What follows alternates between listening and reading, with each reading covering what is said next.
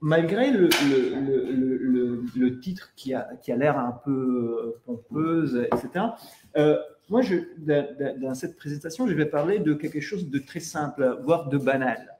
En effet, ma présentation aura pour cœur des images de stock. Les images de stock sont des images préproduites qui peuvent être achetées sur des sites web d'agences telles que Getty Images et Shutterstock et qui versent à leur tour une certaine somme à la personne qui a créé l'image. Alors, les images de stock sont généralement négligées par le débat public et la littérature scientifique car elles sont considérées comme le papier peint de notre culture de la consommation. Lorsqu'elles sont examinées, elles sont simplement ridiculisées pour leur manière très stéréotypée de représenter la réalité. Je vous donne un exemple. Ça, c'est un exemple. Il existe des collections en ligne d'images de stock de femmes riant, on ne sait pas pourquoi, en mangeant une salade, par exemple. Ou de femmes, et là on sait bien pourquoi, qui semblent rencontrer des difficultés à boire une bouteille d'eau sans s'en verser dessus. Et pourtant, les images de stock sont pratiquement partout. Hein, les brochures des universités sont pleines de types allongés sur des pelouses vertes, en lançant la touche en l'air. Les magazines régorgent d'hommes d'affaires, super occupés, mais souriants, musclés, sans doute, mais portant des lunettes.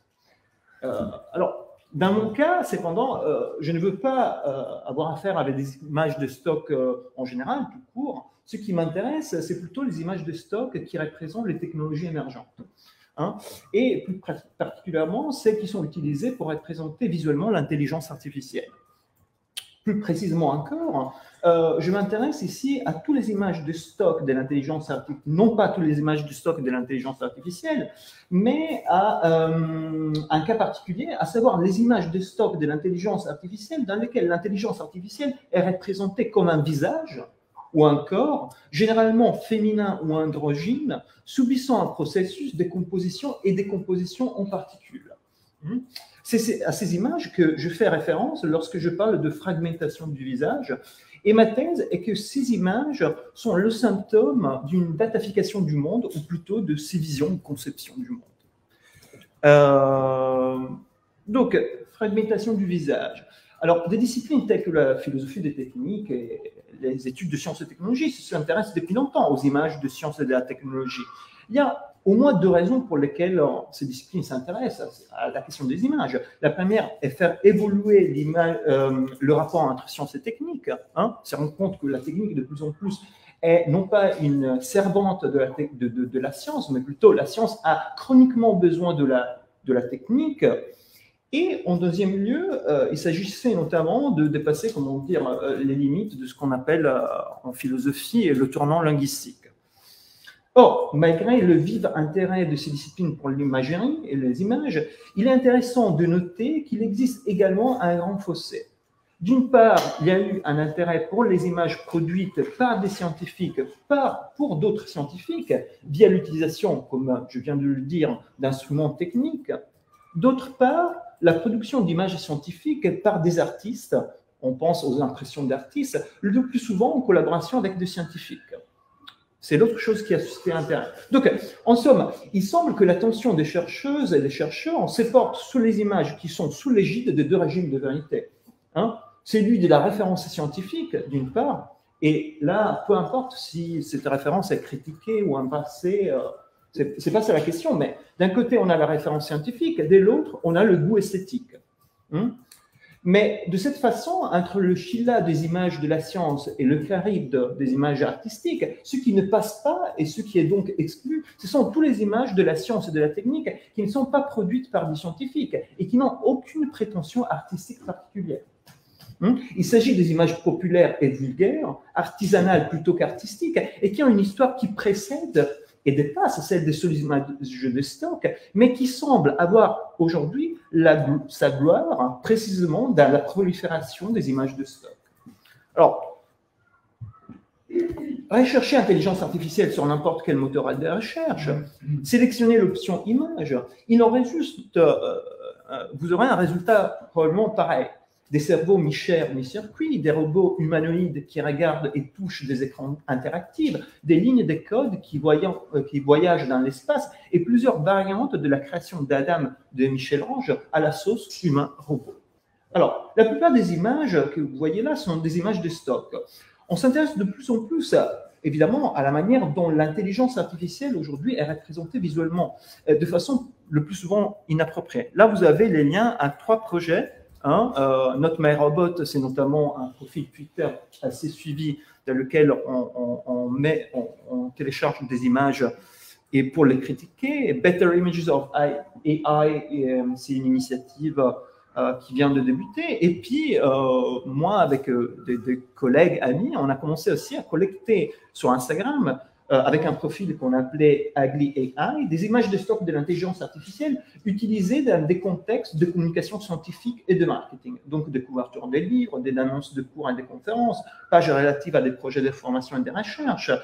Alors, si vous regardez dans ces catalogues, les cas les plus intéressants pour nous, à cet égard, sont sans doute ceux dans lesquels on parle d'éthique de l'intelligence artificielle, mais où l'éthique de la communication scientifique visuelle autour de l'intelligence artificielle n'a manifestement pas été prise en compte. Donc, pour ne citer que des exemples, vous avez en bas à droite l'image de couverture de l'Oxford Handbook of Ethics of AI. Vous avez ensuite en bas à gauche la page de la plateforme européenne Futurium, à partir de laquelle on peut télécharger ce qu'on appelle les Ethical Guidelines for Trustworthy AI. Et en haut à gauche, vous avez la page d'accueil d'un projet européen qui s'appelle Sherpa, et qui se présente comme un projet financé par l'Union européenne, analysant comment l'intelligence artificielle et l'analyse de big data ont un impact sur l'éthique et les droits de l'homme. C'est quand même assez bizarre. On s'occupe d'éthique, mais on ne considère pas l'éthique de la communication comme partie du problème. Alors, je n'ai pas la place de dire pourquoi ces images sont problématiques, mais peut-être on va donner quelques outils qui peuvent vous faire comprendre pourquoi, à mon avis. Alors, il existe des milliers d'images de stock de l'intelligence artificielle, certainement trop. Par exemple, le moteur de recherche Shutterstock renvoie en ce moment à 383 960 résultats pour la recherche intelligence artificielle. Or, à la fin d'aller au-delà de la simple analyse qualitative d'un petit nombre de ces images, moi et un collègue, Dario Rodiguean, qui travaille maintenant, il travaille à la bibliothèque Hertziana à Rome, et avons décidé d'utiliser certaines méthodes un peu plus automatisées dans notre recherche. Tout d'abord, nous avons utilisé un crawler qui s'appelle Shutterscrape, qui nous a permis de télécharger une quantité considérable d'images d'intelligence artificielle. Cela nous a permis d'obtenir environ 7500 images de stock de l'intelligence artificielle qui sont plutôt représentatives. Et ensuite, on a utilisé un instrument qui s'appelle Pixplot, un outil développé par le laboratoire d'humain de l'université de Yale. Et le résultat, justement, vous l'avez ici, voyons si ça marche. Ça, c'est le résultat. Donc, vous avez ici. Voilà, ça c'est les images. Donc, qu'est-ce qu'on a ici? On a une carte avec tous les 7500 images et qui sont automatiquement clusterisées en 10 clusters. D'accord? Alors, les clusters, nous avons manuellement labellisé les clusters. Je vous montre ici. Alors, on les a nommés manuellement, arrière-plan, robot, etc. Et je disais, Pixplot ne propose pas d'étiquetage automatique. Donc, le travail d'étiquetage a été donc un travail déductif effectué manuellement sur la base de quelques connaissances de base sur le fonctionnement d'un outil qui réduit de 1048 dimensions à 2 dimensions. Donc, c'est problématique de comprendre exactement comment ça marche, mais aussi en ayant justement pleinement conscience de la fragilité, de la précarité de nos déductions. Alors, je ne veux pas dédier ici à toutes les images, mais juste je veux me focaliser justement sur un de ces clusters, le cluster fragment, qu'on appelait fragment. Et c'est, si vous voulez, le cluster numéro 9. Donc, vous l'avez ici, si vous voulez. c'est celui-ci. On peut zoomer, c'est comme vous voulez. Bon, mais, donc, je disais,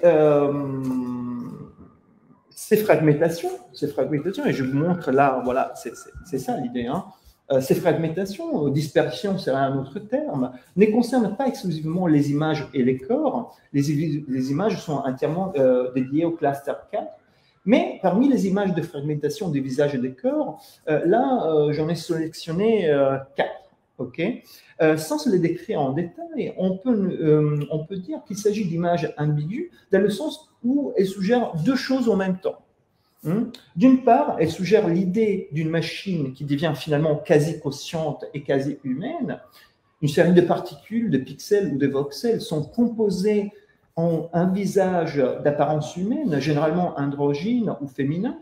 Le regard est presque toujours ailleurs, généralement vers la droite, suggérant un temps à venir.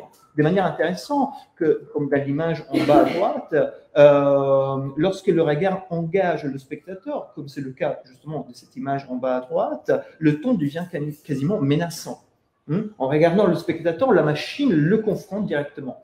D'autre part, les mêmes images, certains plus clairement des autres, suggèrent une fragmentation de l'être humain, de son visage et de son corps, qui devient, pour ainsi dire, une machine quasi numérique.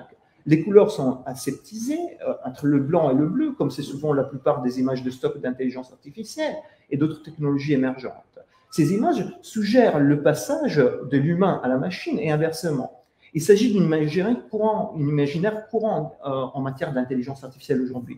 Une telle fragmentation des visages et des corps, qui est aussi une datafication et une binarisation de ceux-ci, soulève bien sûr de nombreuses questions éthiques. On pense à cet égard, pour en citer qu'un exemple, à la résurgence d'approches pseudo-scientifiques qui ressemblent beaucoup à la phrénologie lombrosienne. Toutefois, ce n'est pas ce dont je veux parler ici. Ma thèse, et c'est ça le cœur de ma présentation, est que précisément dans la manière de montrer ces transitions de l'humain à la machine et vice-versa, au moyen de la fragmentation et de la défragmentation, de telles images suggèrent également que ces fragments, particules, pixels ou voxels sont après tout ce qui constitue la réalité commune de l'humain et de la machine, et finalement du monde. Ce qui justifie d'ailleurs que le cluster numéro 9 ne concerne pas seulement les visages et les corps, mais le monde entier. Dans leur extrême simplicité, leur popularité, leur vulgarité, ces images de stock sont alors porteuses d'une véritable vision ou conception du monde, ce que l'on appelle précisément une vision du monde datafiée. Je parle encore une dizaine de minutes, ça va? Ça va, c'est trop? Oui, 10 minutes, ça va. Ok, voyons.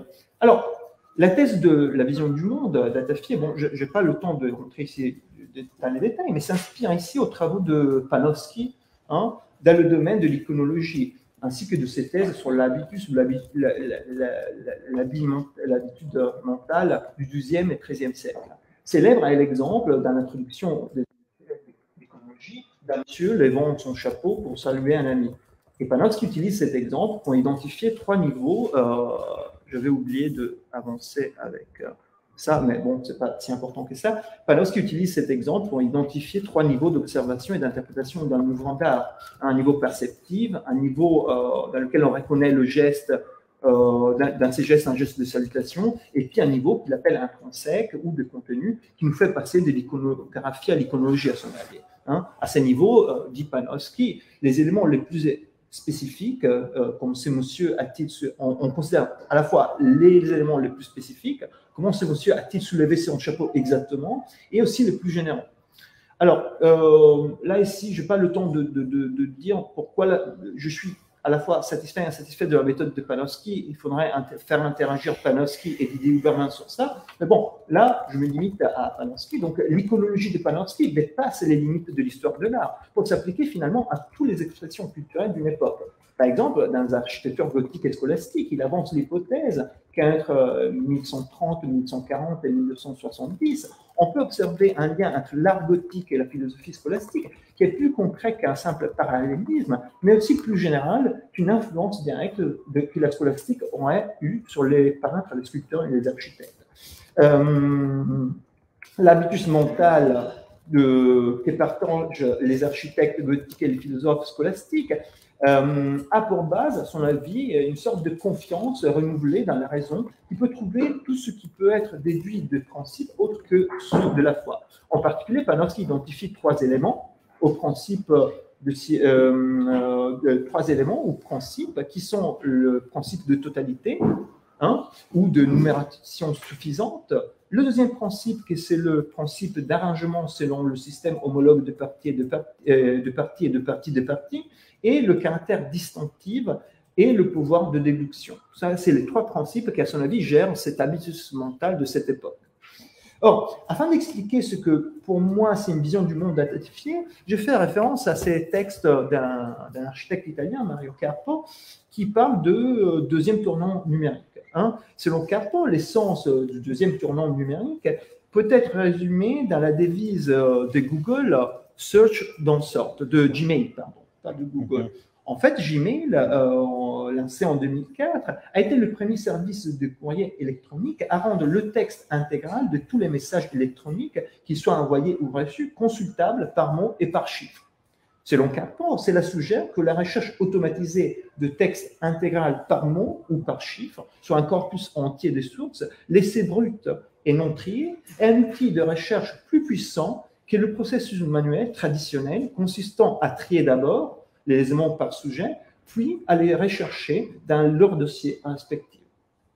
Cette nouvelle perspective, selon Carpo, est devenue visible dans le design et l'architecture contemporaine. Pour lui, la courbe spline, l'une des innovations de premiers systèmes de conception et fabrication assistée par ordinateur, est en quelque sorte le meilleur exemple de la logique de petites données, une logique qu'on pourrait dire qualifiée de informationnelle et linéaire, du premier style numérique des années 90. Carpo ne met pas de noter l'influence que Deleuze, on l'a vu avant, Deleuze et sa notion de pli a eu dans le développement de ce style courbiline.